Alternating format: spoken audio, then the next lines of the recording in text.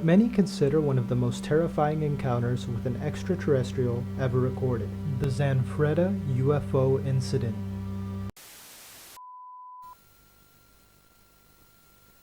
On the night of December 6, 1978, a watchman named Pierre Zanfretta was on a routine patrol en route to the unoccupied country home of a client when all of a sudden the engine, radio, and lights of his vehicle all simultaneously died.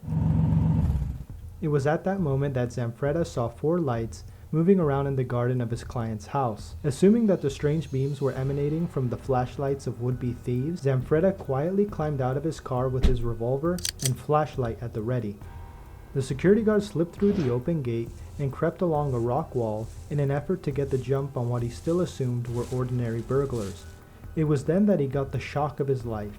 Just as he was preparing to leap out to confront these trespassers, Zanfretta felt something touch his shoulder from behind. He spun around, revolver in hand. He saw an entity that he described as being an enormous, green and ugly and frightful creature, monstrous with yellow triangular eyes and red veins across the forehead, and it was no less than 10 feet tall.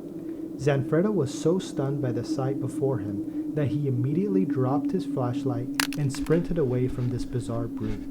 As he approached his car, a brilliant light began to loom up behind him. He looked over his shoulder to see a massive triangular shape which blinded him with its luminosity, ascended with a hiss.